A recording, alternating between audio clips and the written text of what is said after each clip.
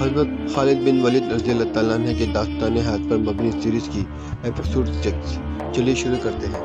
ابو سفیان اور اس کی بیوی ہند کے خلاف اس کے دل میں ناپسندیدگی پیدا ہو گئی تھی۔ جنگجو کا شیوان نہیں تھا۔ اس نے اپنے آپ سے کہا، جنگجو جیب نہیں دیتا۔ ایک روز وہ ان سرداروں کی محفل میں بیٹھا تھا جو رسول خدا صلی اللہ علیہ وسلم ان 2 اصحاب کے قتل کے خلاف تھے۔ کیا تم سب جانتے ہو کہ مارے جانے والے یہ 2 نہیں بلکہ 6 مسلمان تھے؟ خالد نے پوچھا۔ ہاں، ایک نے جواب دیا، یہ شاہجہ بن مغیث کا کام ہے۔ وہ ان 6 مسلمانوں کو دھوکے سے پھندے میں لایا تھا اور اس کے پیچھے مکی کے یہودیوں کا دماغ کام کر رہا ہے۔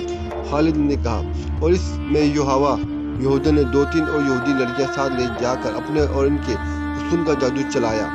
یہاو جادوگرنی ہے، ایک سردار نے کہا۔ بھائی کا تو دماغ کرا سکتی ہے، کیا یہ خطرہ نہیں کہ یہودی ہمیں بھی ایک دوسرے کا دشمن بنا دیں؟ کسی اور سردار نے کہا، نہیں۔ ایک برا سردار بولا، وہ محمد کے اتنے ہی دشمن ہیں جتنے ہم ہیں۔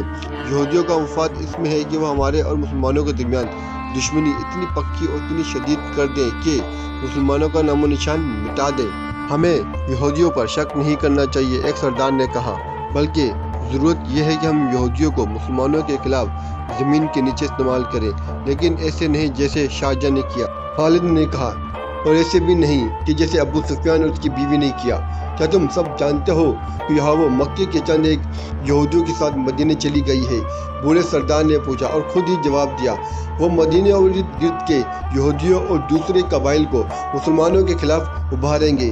اسلام کے فروغ سے وہ لوگ خود خطرہ محسوس کر رہے ہیں۔ اگر محمد صلی اللہ علیہ وسلم کا عقیدہ پھیلتا چلا گیا تو میدان جنگ میں محمد صلی اللہ علیہ وسلم کے پیروکاروں کا جذبہ بھی یہی رہا تو جو ہم دیکھ چکے ہیں تو خدا یہودا کا سورج غروب ہو جائے گا۔ لیکن یہودی لڑنے والی قوم نہیں، خالد نے کہا، وہ میدان جنگ میں ہمارا ساتھ نہیں دے سکتی۔ مسلمانوں کے لیے وہ میدان جنگ میں زیادہ مہلک ثابت ہوں گے۔ ایک اور سردار نے کہا، وہ اپنی یہوہ جیسی دلکش لڑکیوں کے ذریعے مسلمان سرداروں اور سالاروں کو میدان جنگ میں اترنے کے قابل ہی نہیں چھوڑیں گے۔ یہوہ کا کردار خالد بھلا نہیں پا رہا تھا اور 4 برس پرانی باتیں اسے سنائی دے رہی تھی۔ وہ مدینے کی طرف چلا جا رہا تھا اور احد کی پہاڑی اوپر اٹھتی چلی آ رہی تھی۔ پھر یہ پہاڑی اس کی نظروں سے اوجھل ہونے لگی۔ اس کا گھوڑا گھاٹی اتر رہا تھا۔ یہ کوئی 1 میل لمبا اور 1.5-2 فرانگ چوڑا نشیب تھا۔ اس میں کہیں مخلوقی ٹیلے کھڑے تھے، یہ ریتیلی مٹی کے تھے۔ خالد کو دوڑتے قدموں کی آہٹ سنائی دی۔ اس نے چونک کر ادھر دیکھا اور اس کا ہاتھ تلوار کے دستے پر چلا گیا۔ وہ 4-5 غزال تھے جو اس سے نیچے دوڑتے جا رہے تھے۔ خالد نے ایک روز ابو سفیان سے کہا تھا، کیا آپ نے کبھی سوچا ہے کہ اس نفاق کا اتفاق میں کس طرح بدلا جا سکتا ہے؟ بہت سوچا ہے خالد، ابو سفیان نے اکتائے ہوئے لہجے میں کہا تھا۔ بہت سوچا ہے، سب مجھے پہلے کی طرح ملتے ہیں، لیکن میں محسوس کرتا ہوں کہ بعض کے دل صاف نہیں۔ کیا تم کوئی صورت پیدا کر سکتے ہو کہ دلوں سے میل نکالا جائے؟ ہاں، میں نے ایک صورت سوچ رکھی ہے، خالد نے کہا تھا۔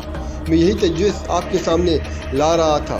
جن سرداروں کے دلوں میں میل پیدا ہو گئی ہے وہ اب سمجھنے لگے ہیں کہ ہم نام کے جنگجو رہ گئے ہیں اور ہم نے مسلمانوں کو اب ڈر اپنے دلوں میں بٹھا لیا ہے۔ شاہجہاں نے 6 مسلمانوں کو دھوکہ دے کر اور ان میں سے 2 کو آپ کے ہاتھوں مروا کر ہماری شکل و صورت ہی بدل ڈالی ہے۔ اس کا علاج یہ ہے کہ ہم مدینے پر حملہ کریں یا مسلمانوں کو للکاریں اور ثابت کر دیں کہ ہم جنگجو ہیں اور ہم مسلمانوں کو ختم کر کے ہی دم لیں گے۔ ہمارے پاس جواز موجود ہے، ابو سفیان نے کہا تھا۔ میں نے احد کی لڑائی میں آخر میں محمد صلی اللہ علیہ وسلم کو للکار کر کہا تھا کہ تم نے بدر میں ہمیں شکست دی تھی، ہم نے احد کی پہاڑی کے دامن میں انتقام لے لیا ہے۔ میں نے محمد سے یہ بھی کہا تھا کہ قریش کے سینوں میں انتقام کی آگ جلتی رہے گی، ہم اگلے سال تمہیں بدر کے مقام پر للکاریں گے۔ ہاں، مجھے یاد ہے، خالد نے کہا۔ ادھر سے عمر کی آواز آئی تھی۔ اس نے کہا تھا کہ ہمارے اللہ نے چاہا تو ہماری اگلی ملاقات بدر کے میدان میں ہی ہوگی۔ آواز تو عمر کی تھی، الفاظ محمد صلی اللہ علیہ وسلم کے تھے۔ ابو سفیان نے کہا، محمد صلی اللہ علیہ وسلم بہت زخمی تھے، وہ اونچی آواز میں بول نہیں سکتا تھا۔ میں محمد صلی اللہ علیہ وسلم کا پیغام بھیجتا ہوں کہ فلاں دن بدر کے میدان میں آ جاؤ اور اپنے انجام کو پہنچو۔ دونوں نے ایک ہی دن مقرر کر لیا اور فیصلہ کیا کہ کسی یہودی کو مدینے بھیجا جائے۔ دوسرے ہی دن ابو سفیان نے قریش کے تمام سرداروں کو اپنے ہاں بلایا اور بڑے جوش و خروش کے ساتھ اعلان کیا کہ وہ مسلمانوں کو بدر کے میدان میں للکار رہا ہے۔ कुरैश यही खबर सुनने के मुंतजर थे। उन्हें अपने अजीजों के इंतकाम लेना था। इनके दिलों में रसूल अल्लाह सल्लल्लाहु अलैहि वसल्लम की नफरत बारूद की तरह भरी हुई थी जो एक चिंगारी की मुंतजर थी। वो कहते थे कि मोहम्मद सल्लल्लाहु अलैहि वसल्लम ने बाप बेटे को और भाई भाई को एक दूसरे का दुश्मन बना दिया है। अबू सुफियान के इस ऐलान ने सबके दिल साफ कर दिए और वो जंगी तैयारियों की बातें करने लगे। एक दानिशमंद यहूदी को पैगाम दिया गया कि वो मदीने जाकर नबी करीम सल्लल्लाहु अलैहि वसल्लम को देकर जवाब ले आए। खालिद को याद आ रहा था कि वो इस रोज़ किस कदर मुतमईन और मसरूर था। कुरैश के सरदारों के दिलों में जो तकद्दुर पैदा हो गया था वो साफ हो गया था।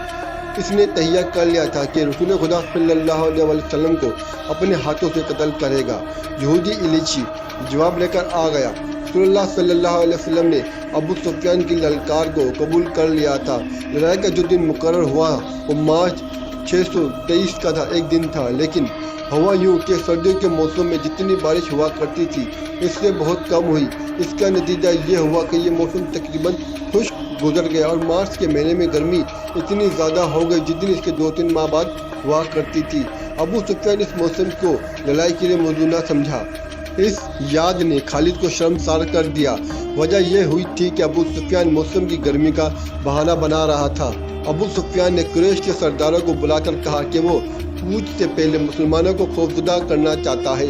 इसने यहूदियों की खिदमत हासिल की और इन्हें खासी उजरत देकर ताजरों के बहस में मदीने भेज दिया। इन्हें अबू सुफियान ने यह काम सौंपा था कि वो मदीने में ये अफवाह फैलाएं कि कुरैश इतनी ज़्यादा तादाद में बदर के मैदान में आ रहे हैं जो मुसलमानों ने पहले कभी नहीं देखी।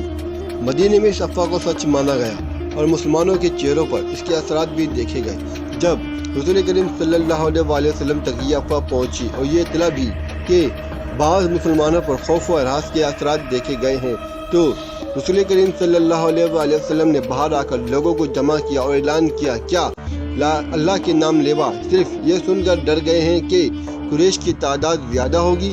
क्या अल्लाह से डरने वाले आज बुतों के पुजारियों से डर गए हैं?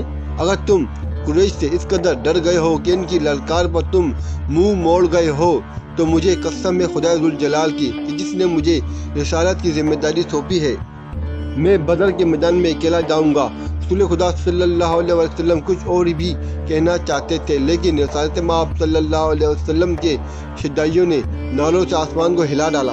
ये सुराग ना मिल सका कि अफवाह किसने उड़ाई थी, लेकिन रसूलुल्लाह सल्लल्लाहु अलैहि वसल्लम की पुकार पर कुरैश की फैलाई हुई अफवाह के असरात ज़ाहिर हो गए। मुसलमान जंगी तैयारी में मसरूफ हो गए। दिन थोड़े से रह गए थे कि कूच के वक्त मुसलमानों की तादाद 1500 थे। इनमें सिर्फ 50 घुड़सवार थे जिन यहूदियों को अफवाह फैलाने के लिए मदीने भेजा गया था। उन्होंने वापस आकर बताया कि अफवाह ने पहले पूरा काम किया था, लेकिन एक मोहम्मद सल्लल्लाहु अलैहि वसल्लम ने मुसलमानों को इकट्ठा करके चंद ही अल्फाज कहे तो मुसलमान बदर को कूच के लिए तैयार हो गए। इनकी तादाद मदीने में हमारी मौजूदगी तक 1500 तक पहुँच गई थी। हमारा ख्याल है कि तादाद इससे कम या ज़्यादा नहीं होगी। आज मदीने को जाते हुए इस वाक़े की याद ने खालिद को इसलिए शर्मसार कर दिया था कि वो इस वक्त महसूस करने लगा था कि अबू सुफियान किसी न किसी वजह से मुसलमानों के सामने जाने से हिचकिचा रहा था। खालिद को जब मुसलमानों की तादाद का पता चला तो वो भड़का और बिखरा हुआ अबू सुफियान के पास गया। अबू सुफियान, खालिद ने इसे कहा, सदात की इताअत हमारा फ़र्ज़ है। मैं अहले कुरैश में सरदार के अदकुम अदूली की रवायत कायम नहीं करना चाहता, लेकिन मुझे कुरैश की अजमत का भी ख्याल है। आप अपने रवैये को तब्दील करने की कोशिश करें। कहीं ऐसा ना हो कि कबीले कुरैश की अजमत का एहसास मुझ में इतना ज़्यादा हो जाए कि मैं आपके हुक्म और रवैये की तरफ तवज्जो ही ना दूँ। क्या तुमने सुना नहीं था कि मैंने यहूदियों को मदीने क्यों भेजा था? अबू सुफियान ने पूछा। मैं मुसलमानों को डराना चाहता था। अबू सुफियान, खालिद ने इसकी बात पूरी होने से पहले कहा, लड़ने वाले डरा नहीं करते। क्या आपने मुसलमानों को कलील तादाद में लड़ते हुए नहीं देखा? क्या आपने खबीब और ज़ैद को अहले कुरैश की बर्छियों के सामने खड़े होकर नारे लगाते नहीं सुना था? मैं आपसे सिर्फ ये कहने आया हूँ कि अपनी सरदारी का एहतराम करें और बदर कूच की तैयारी करें। दूसरे ही दिन मक्के में ये खबर पहुंची कि मुसलमान मदीने से बदर की तरफ कूच कर गए हैं। अब अबू सुफियान के लिए इसके सिवा और कोई रास्ता नहीं रह गया था कि वो कूच का हुक्म दे। कुरैश की जो तादाद बदर को कूच के लिए तैयार हुई वो 2000 थी। 100 घुड़सवार इसके अलावा थे। क़यादत अबू सुफियान की थी। इसके मातहत खालिद अकरमा और सफवान नाइब सलार थे। हज़रत माबूल अबू सुफियान की बीवी हिंद और इसकी चंद एक कनीज़ें और गाने बजाने वाली औरतें भी साथ थीं। मुसलमान रसूल अकरम सल्लल्लाहु अलैहि वसल्लम की क़ियादत में 4 अप्रैल 626 ईस्वी को बामुताबिक यकम ज़ुल्क़द 4 हिजरी के रोज़ बदर के मैदान में पहुंच गए। कुरैश अभी अस्फ़ान के मुकाम तक पहुंचे थे। उन्होंने वहीं रात भर के लिए पड़ाव किया। अलग सुबह इनकी रवानगी थी, लेकिन सुबह तुलू होते ही अबू सुफियान ने अपने लश्कर को कूच का हुक्म देने के बजाय इकट्ठा किया और लश्कर से यूँ मुखातिब हुआ, कुरैश के बहादुरों, मुसलमान तुम्हारा नाम से डरते हैं। अब इनके साथ हमारी जब फैसला कुन जंग होगी, इन मुट्ठी भर मुसलमानों का हम नामो निशान मिटा देंगे। ना मोहम्मद इस दुनिया में रहेगा, न कोई इसका नाम लेने वाला। लेकिन हम ऐसे हालात में लड़ने जा रहे हैं जो हमारे खिलाफ जा सकते हैं और हमारी शिकस्त का बाइस बन सकते हैं। तुम देख रहे हो कि हम अपने साथ पूरा अनाज नहीं ला सके, मज़ीद अनाज मिलने की उम्मीद भी नहीं, क्योंकि खुश्क साली ने कैद की सूरत पैदा कर दी है। फिर इस गर्मी को देखो, मैं नहीं चाहता कि मैं अपने बहादुरों को भूखा और प्यासा मरवा दूँ। मैं फैसला कुन जंग के लिए मौजूद हालात का इंतज़ार करूँगा। हम आगे नहीं जाएंगे, मक्के को कूच करो। खालिद को याद आ रहा था कि कुरैश के लश्कर ने 2 तरह के नारे बुलंद किए। एक इनके नारे थे जो इन हालात में मुसलमानों के खिलाफ लड़ने का अज़म किए हुए थे। दूसरे नारे अबू सुफियान के फैसले की तायद में थे, लेकिन हुक्म सबको मानना था। खालिद, अकरमा और सफवान ने अबू सुफियान का यह हुक्म मानने से इनकार कर दिया, लेकिन अबू सुफियान पर इनके एहतजाज का कुछ असर न हुआ। इन तीनों नायब सलारों ने यह जायजा भी लिया कि कितने आदमी इनके साथ रहते हैं। ये जायजा इनके खिलाफ साबित हुआ। लश्कर की अक्सरियत अबू सुफियान के हुक्म पर मक्के की तरफ कूच कर गई। खालिद और उसके दूसरे साथियों को मजबूरन लश्कर के पीछे पीछे आना पड़ा। खालिद को वो लम्हा याद आ रहा था जब वो अहले कुरैश के लश्कर के पीछे पीछे अकरमा और सफवान के साथ मक्के को जा रहा था। इसका सर झुका हुआ था। ये तीनों एक दूसरे की तरफ देख भी नहीं रहे थे, ये जैसे एक दूसरे से शर्मसार हों। खालिद को बार बार ये ख्याल आता था कि लड़ाई में इसकी एक टांग कट जाती, बाजू कट जाते, इसकी दोनों आंखें गाया हो जाती, तो उसे ये दुख न होता जो बगैर लड़े वापस जाने से हो रहा था। इस वक्त वो इस तरह महसूस कर रहा था जैसे इसकी जात मिट चुकी हो और घोड़े पर इसकी लाश मक्के को वापस जा रही हो। नबी करीम सल्लल्लाहु अलैहि वसल्लम का कत्ल उसका अज़्म और अहद था जो वो पूरा किए बगैर वापस आ रहा था। यह एकदम बिच्छू बन कर इसे डस रहा था। इसे बहुत कुछ याद आ रहा था, यादों का एक रेला था जो ख़त्म नहीं हो रहा था। इसी यहूदियों के तीनों कबीले बनु नज़ीर, बनु फरकरेज और बनु कनिका याद आए। उन्होंने जब देखा कि कुरैश मुसलमानों के खिलाफ लड़ने से मुंह मोड़ गए हैं तो वो सरगर्म हो गए। यहूदियों ने मुसलमानों के खिलाफ ज़मीन दोज कार्रवाइयाँ शुरू की, मक्के गए और कुरैश को मुसलमानों के खिलाफ भड़काया, मगर कुरैश का सरदार अबू सुफियान टस से मस्त न हुआ। खालिद को मालूम न हो सका कि अबू सुफियान के दिल में क्या है और वो मुसलमानों से लड़ने से क्यों घबराता है। इसी साल के मौसम सरमा के अव्वाइल में खैबर के चंद एक सरकर्दा यहूदी मक्के गए। इनका सरदार हबीब बिन अख्ताब था। ये शख्स यहूदियों के कबीले बनु नज़ीर का सरदार भी था। यहूदियों के पास ज़रो जहरात के खजाने थे। वो चंद एक यहूदी अबू सुफियान और कुरैश के दीगर सरदारों के बेश कीमत तोहफे लेकर गए। इनके साथ हसीन और जमील लड़कियों का ताइफा भी था। मक्के में ये यहूदी अबू सुफियान से मिले, इसे तोहफे पेश किए और रात को अपने ताइफा का रक्स भी दिखाया। इसके बाद हबीब बिन अख्तब ने अबू सुफियान से खालिद, अकरमा और सफवान की मौजूदगी में कहा कि उन्होंने मुसलमानों को ख़त्म न किया और इनके बढ़ते हुए कदम न रुके तो वो इमामा तक पहुंच जाएंगे। अगर वो इसमें कामयाब हो गए तो कुरैश के लिए वो तिजारती रास्ता हमेशा के लिए बंद हो जाएगा जो बहरीन और इराक की तरफ जाता है। कुरैश के लिए यह रास्ता शहर की हैसियत रखता था। अगर आप हमारा साथ दें, हबीब बिन अख्तब ने कहा, तो हम मुसलमानों के खिलाफ खुफिया कार्रवाइयाँ शुरू कर देंगे। हम मुसलमानों से दुगने थे तो भी इन्हें शिकस्त न दे सके। अबू सुफियान ने कहा इनसे 3 गुना तादाद में इनसे लड़े तो भी इन्हें शिकस्त न दे सके। अगर चंद और कबीले हमारे साथ मिल जाएं तो हम मुसलमानों को हमेशा के लिए ख़त्म कर सकते हैं। हमने ये इंतज़ाम पहले ही कर दिया है। हबीब बिन अख्तब ने कहा, कबीले गतफान और बनु असद आपके साथ होंगे। चंद और कबीले हमारी कोशिशों से आपके साथ आ जाएंगे। खालिद को क्या कुछ याद न आ रहा था। 3-4 साल पहले के वाक़यात इसे एक रोज़ पहले की तरह याद थे। इसे अबू सुफियान का घबराया चेहरा अच्छी तरह याद था। खालिद जानता था कि यहूदी اہل قریش کو مسلمانوں کے خلاف اس لیے بھڑکا رہے ہیں کہ یہودیوں کا اپنا مذہب اسلام کے مقابلے میں خطرے میں آ گیا تھا، لیکن انہوں نے ابو سفیان کو ایسی تصویر دکھائی تھی جس میں ایسے مسلمانوں کے ہاتھوں تباہی نظر آ رہی تھی۔ دوسری طرف خالد، اکرمہ اور صفوان بن امیہ نے ابو سفیان کو سر اٹھانے کے قابل نہیں چھوڑا تھا۔ ہم آپ کو اپنا سردار تسلیم کرتے ہیں، لیکن آپ یہ تسلیم کریں کہ آپ بزدل ہیں۔ اگر مسلمان موسم کی خرابی اور قید میں لڑنے کے لیے آ گئے تھے تو ہم بھی لڑ سکتے تھے۔ آپ نے جھوٹ بول کر ہمیں دھوکہ دیا ہے۔ ابو سفیان بزدل ہے۔ ابو سفیان نے پورے قبیلے کو بزدل بنا دیا ہے۔ اب محمد صلی اللہ علیہ وسلم کے چیلے ہمارے سر پر کودیں گے، اور یہ ایسی بہت سی طنز اور غصے میں بھری ہوئی آوازیں مکے کے گلی کوچوں میں گشت کرتی رہتی تھی۔ ان آوازوں کے پیچھے یہودیوں کا دماغ بھی کام کر رہا تھا، لیکن اہل قریش کی غیرت اور ان کا جذبہ انتقام انہیں چین سے بیٹھنے نہیں دیتا تھا۔ ابو سفیان اس حال تک پہنچ گیا کہ اس نے باہر نکلنا ہی چھوڑ دیا۔ خالد کو وہ دن یاد آیا جب اسے ابو سفیان نے اپنے گھر بلایا تھا۔ خالد کے دل میں ابو سفیان کا وہ احترام نہیں رہ گیا تھا جو کبھی ہوا کرتا تھا۔ وہ بادل نخواستہ صرف اس لیے چلا گیا کہ ابو سفیان اس کے قبیلے کا سردار ہے۔ وہ ابو سفیان کے گھر گیا تو وہاں اکرمہ اور صفوان بھی بیٹھے ہوئے تھے۔ خالد، ابو سفیان نے کہا، میں نے مدینے پر حملے کا فیصلہ کر لیا ہے۔ خالد کو ایسا محسوس ہوا جیسے اس کے غلط سنا ہو۔ اس نے اکرمہ اور صفوان کی طرف دیکھا۔ ان دونوں کے ہونٹوں پر مسکراہٹ آ گئی۔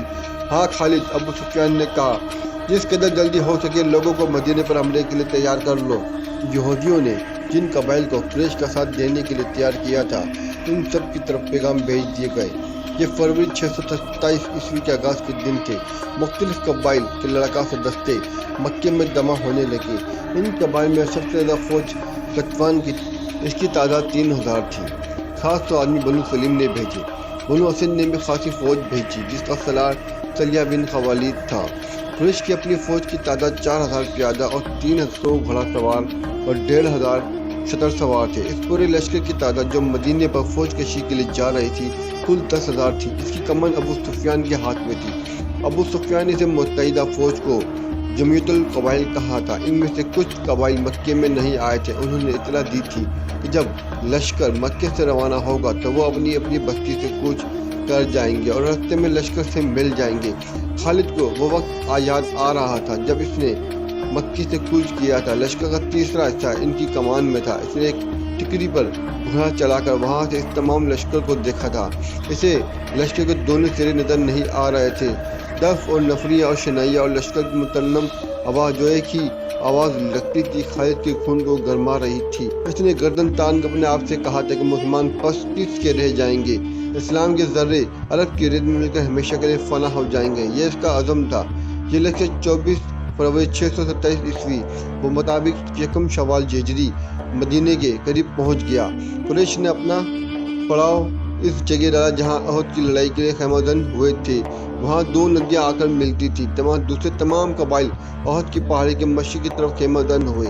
قریش نے یہ معلوم کرنے کے لیے کہ مدینے کے لوگوں کو قریش کی لشکر کی آمد کی اطلاع ملی ہے یا نہیں، 2 جاسوس تاجروں کے بھیس میں مدینے بھیجے۔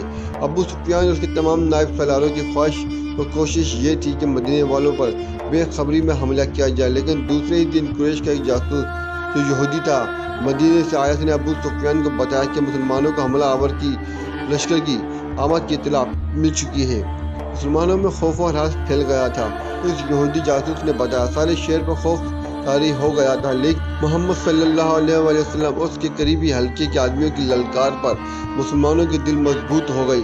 گلی کوچوں میں ایسے اعلان ہونے لگے جن سے تمام شہر کا جذبہ اور حوصلہ اونچ کر آیا اور مسلمان لڑائی کے لیے ایک جگہ اکٹھا ہونے لگے۔ میرے خیال میں ان کی تعداد 3000 سے زیادہ نہیں ہوگی۔ مورخ لکھتے ہیں کہ مسلمانوں کی تعداد 3000 سے زیادہ نہیں تھی۔ انہیں اطلاع مل چکی تھی کہ مدینے پر حملے کے لیے جو لشکر آیا ہے اس کی تعداد 10,000 ہے، جس میں سینکڑوں گھڑ سوار اور شتر سوار بھی ہیں۔ اس وقت تک عرب کی سرزمین میں کسی لڑائی میں اتنا بڑا لشکر نہیں دیکھا گیا تھا۔ تعداد کو دیکھا جاتا اور فن حرب و ضبط کے پیمانے سے دونوں طرف کو ناپا تولا جاتا تو مسلمانوں کو لڑے بغیر ہتھیار ڈال دینے چاہیے تھے۔ وہ رات کی تاریخ میں مدینے سے نکل جاتے اور کسی اور بستی میں اپنا ٹھکانہ بناتے۔ کوئی سوچ بھی نہیں سکتا تھا کہ 3000 مسلمان 10,000 کے لشکر کا مقابلہ ذرا سی دیر کے لیے بھی کر سکیں گے۔ 10,000 لشکر نہایت آسانی سے مدینے کی اینٹ سے اینٹ بجا سکتا تھا، لیکن یہ حق اور باطل کی ٹکر تھی، یہ اللہ کے آگے سجدے کرنے والوں اور بت پرستوں کا تصادم تھا۔ خدا کو حق کا ساتھ دینا تھا، خدا کو اپنے اس عظیم پیغام کی لاج رکھنی تھی جو اس کی ذات باری نے غار حرا میں عرب کے سپوت کو دیا تھا اور اسی رسالت عطا کی تھی۔ خدا ان کا ساتھ دینا کہتا ہے جن کی دلوں میں حق اور صدق ہوتا ہے۔ کوئی سوچ بھی نہیں سکتا تھا کہ 3000 مسلمان 10,000 کے لشکر کا مقابلہ ذرا سی دیر کے لیے بھی کر سکیں گے۔ 10,000 لشکر نہایت آسانی سے مدینے کی اینٹ سے اینٹ بچا سکتا تھا، لیکن یہ حق اور باطل کی ٹکر تھی، یہ اللہ کے آگے سجدے کرنے والوں اور بت پرستوں کا تصادم تھا۔ خدا کو حق کا ساتھ دینا تھا، خدا کو اپنے اس عظیم پیغام کی لاج رکھنی تھی جو اس کی ذات باری نے غار حرا میں عرب کو اس سپوت کو دیا تھا اور اسے رسالت عطا کی تھی۔ خدا ان کا ساتھ دیتا ہے جن دلوں میں حق اور صداقت ہوتی ہے۔ یہ نبی کریم صلی اللہ علیہ وسلم کی للکار تھی جو مدینے کی گلی کوچوں میں سنائی دے رہی تھی۔ لیکن اے اللہ کی عبادت کرنے والوں، خدا تمہارا ساتھ اسی صورت میں دے گا جب تم دلوں کے خوف اور راز نکال کر ایک دوسرے کا ساتھ دو گے اور اپنی جانیں اللہ کی راہ میں قربان کر دینے کا عزم رکھو گے۔ جو ہمارے اللہ کو نہیں مانتا اور ہمارے دین کو نہیں مانتا وہ ہمارا دشمن ہے اور اس کا قتل ہم پر فرض ہے۔ یاد رکھو، قتل کرنے کے لیے قتل ہونا بھی پڑتا ہے۔ ایمان سے بڑھ کر کوئی طاقت نہیں جو تمہیں دشمن سے بچا سکے گی۔ تمہیں دفاع مدینے کا نہیں اپنے عقیدے کا کرنا ہے۔ اگر اس عزم سے آگے بڑھو گے تو 10,000 پر غالب آ جاؤ گے۔ خدا سوائے ہوئے یا خوف زدہ انسانوں کو معجزہ نہیں دکھایا کرتا، اپنے عقیدے اور اپنی بستی کی دفاع کا معجزہ تمہیں خود دکھانا ہے۔ نبی کریم صلی اللہ علیہ وسلم نے مدینے والوں کا حوصلہ اس قدر مضبوط کر دیا تھا کہ اس سے بڑے بڑے لشکر کے مقابلے کے لیے بھی تیار ہو گئے، لیکن رسول خدا صلی اللہ علیہ وسلم سوچ میں ڈوب گئے تھے کہ اتنے بڑے لشکر سے مدینے کو بچانا کس طرح ممکن ہو سکتا ہے۔ آپ صلی اللہ علیہ وسلم کو یہ تو پورا یقین تھا کہ خدا حق پرستوں کے ساتھ ہے، لیکن حق پرستوں کو خود بھی کچھ کر کے دکھانا تھا۔ بچاؤ کی کوئی صورت نظر نہیں آ رہی تھی۔ خدا نے اپنے نام لیواؤں کی مدد کا انتظام کر رکھا تھا۔ وہ ایک انسان تھا جس نے عمر کے آخری حصے میں اسلام قبول کیا تھا۔ اس انسان کا نام سلمان فارسی رضی اللہ تعالیٰ عنہ تھا۔ حضرت سلمان فارسی رضی اللہ تعالیٰ عنہ آتش پرستوں کے مذہبی پیشوا تھے، لیکن وہ شب و روز حق کی تلاش میں سرگردہ رہتے تھے۔ وہ آگ کو پوچھتے تھے، لیکن آگ کی تپش اور چمک میں انہیں وہ راز نظر نہیں آتا تھا جس میں وہ پانے کے لیے بےتاب رہتے تھے۔ عقل و دانش میں ان کی طاقت کا کوئی نہیں تھا۔ آتش پرست انہیں بھی اسی طرح پوچھتے تھے جس طرح آگ کو۔ جب سلمان فارسی رضی اللہ تعالیٰ عنہ کی عمر بڑھاپے کی دہلیز پھلانگ کر خاصی آگے نکل گئی تو ان کے کانوں میں عرب کی سرزمین کی ایک انوکھی آواز پڑی، خدا ایک ہے، محمد رسول اللہ علیہ وسلم کا رسول ہے۔ یہ آواز سلمان فارسی رضی اللہ تعالیٰ عنہ کے کان میں گھر بیٹھے نہیں پڑی تھی۔ ان کی عمر علم کی تلاش میں سفر کرتے گزری تھی۔ وہ تاجروں کے قافلے کے ساتھ شام میں آئے تھے جہاں قریش کے تاجروں کے قافلے اور کچھ مسلمان تاجر بھی جایا کرتے تھے۔ قریش کے تاجروں نے سلمان فارسی رضی اللہ تعالیٰ عنہ کو طنزیہ اور مزاحیہ انداز میں بتایا تھا کہ ان کے قبیلے کے ایک آدمی کا دماغ چل گیا ہے اور اس نے نبوت کا دعویٰ کیا ہے۔ ایک دو مسلمانوں نے عقیدت مندی سے سلمان فارسی رضی اللہ تعالیٰ عنہ کو نبی کریم صلی اللہ علیہ وسلم کا عقیدہ اور آپ صلی اللہ علیہ وسلم کی تعلیمات سنائی۔ سلمان فارسی رضی اللہ تعالیٰ عنہ یہ سب سن کر چونک پڑے۔ انہوں نے ان مسلمانوں سے کچھ اور باتیں پوچھی۔ انہیں جو معلوم تھا وہ انہوں نے بتایا، لیکن سلمان فارسی رضی اللہ تعالیٰ عنہ کی تشنیگی محسوس کر رہے تھے۔ وہ اتنا متاثر ضرور ہو گئے تھے کہ انہوں نے نبی کریم صلی اللہ علیہ وسلم تک پہنچنے کا فیصلہ کر لیا۔ کچھ عرصے بعد سلمان فارسی رضی اللہ تعالیٰ عنہ رسول خدا صلی اللہ علیہ وسلم کے مقدس خطے میں جا بیٹھے۔ انہیں وہ راز مل گیا جس کی تلاش میں وہ مارے عمر گزار رہے تھے۔ انہوں نے رسول اللہ صلی اللہ علیہ وسلم کے دستے مبارک پر اسلام قبول کر لیا اور اس وقت تک سلمان فارسی رضی اللہ تعالیٰ عنہ بڑھاپے کے آخری حصے میں پہنچ چکے تھے۔ اپنے ملک میں حضرت سلمان فارسی رضی اللہ تعالیٰ عنہ صرف مذہبی پیشوا ہی نہ تھے، وہ جنگی علوم کے ماہر تسلیم کیے جاتے تھے۔ دور کے مذہبی پیشوا بھی جنگ و جدل اور سپاہ گری کے ماہر ہوتے تھے۔ علم و ادب کے عالم بھی سپاہی ہوتے تھے، لیکن حضرت سلمان فارسی رضی اللہ تعالیٰ عنہ کو خدا نے جنگ و جدل کے امور میں غیر معمولی ذہانت دی تھی۔ اپنے ملک میں جب کوئی لڑائی ہوتی تھی یا دشمن حملہ آور ہوتا تھا تو حضرت سلمان فارسی رضی اللہ تعالیٰ عنہ کو بادشاہ طلب کر کے صورتحال ان کے آگے رکھتا اور مشورے لیتا تھا۔ نامور سالار بھی ان کے شاگرد۔ وہ سلمان فارسی رضی اللہ تعالیٰ عنہ اس وقت مدینے میں رسول اکرم صلی اللہ علیہ وآلہ وسلم کے صحابہ کرام میں شامل تھے۔ رسول اکرم صلی اللہ علیہ وآلہ وسلم نے یہ صورتحال جو قریش نے آپ صلی اللہ علیہ وسلم کے لیے پیدا کر دی تھی، حضرت سلمان فارسی رضی اللہ تعالیٰ عنہ کے آگے رکھی۔ خندق کھودو جو سارے شہر کو گھیرے میں لے لے، حضرت سلمان فارسی رضی اللہ تعالیٰ عنہ نے کہا۔ رسول کریم صلی اللہ علیہ وآلہ وسلم اور وہاں بیٹھے ہوئے تمام صحابہ کرام اور سالار ایک دوسرے کے منہ کی طرف دیکھنے لگے کہ حضرت سلمان فارسی رضی اللہ تعالیٰ عنہ نے یہ کیا کہہ دیا ہے۔ عرب خندق سے واقف نہیں تھے۔ فارس میں جنگوں میں خندق کا رواج تھا۔ سب کو حیران دیکھ کر حضرت سلمان فارسی رضی اللہ تعالیٰ عنہ نے بتایا کہ خندق کیا ہوتی ہے اور اس سے دفاعی کام کس طرح سے لیا جاتا ہے۔ رسول کریم صلی اللہ علیہ وسلم نے جو خود تاریخ نامور سالار تھے، خندق کی ضرورت اور افادیت کو سمجھ لیا، لیکن آپ صلی اللہ علیہ وسلم کے دیگر خلاشش و بیج میں پڑ گئے۔ ان کے لیے اتنے بڑے شہر کے ارد گرد اتنی چوڑی اور اتنی بڑی خندق کھودنا ناقابل فہم نہیں تھا، لیکن انہیں رسول خدا صلی اللہ علیہ وآلہ وسلم کا حکم ماننا تھا۔ خندق کی لمبائی، چوڑائی اور گہرائی کا حساب کر لیا گیا۔ رسول خدا صلی اللہ علیہ وآلہ وسلم نے خندق کھودنے والوں کی تعداد کا حساب کیا۔ آپ صلی اللہ علیہ وآلہ وسلم نے خدا کا کام اس تعداد کو تقسیم کیا تو 110 آدمیوں کے حصے میں 40 ہاتھ کھدائی آئی۔ تو رسول خدا صلی اللہ علیہ وآلہ وسلم نے دیکھا کہ لوگ خندق کو ابھی تک نہیں سمجھے اور وہ کھدائی سے ہچکچا رہے ہیں، تو آپ صلی اللہ علیہ وسلم نے کدال اٹھائی اور کھدائی شروع کر دی۔ یہ دیکھتے ہی دیکھتے مسلمان کدالیں اور بیلچے لے کر نعرے لگاتے ہوئے زمین کا سینہ چیرنے لگے۔ ادھر سے اس وقت کے ایک شاعر حسان بن رضی اللہ تعالیٰ عنہ نے آگے آ گئے۔ حسان مشہور نعت گو تھے جنہیں رسول کریم اکرم صلی اللہ علیہ وسلم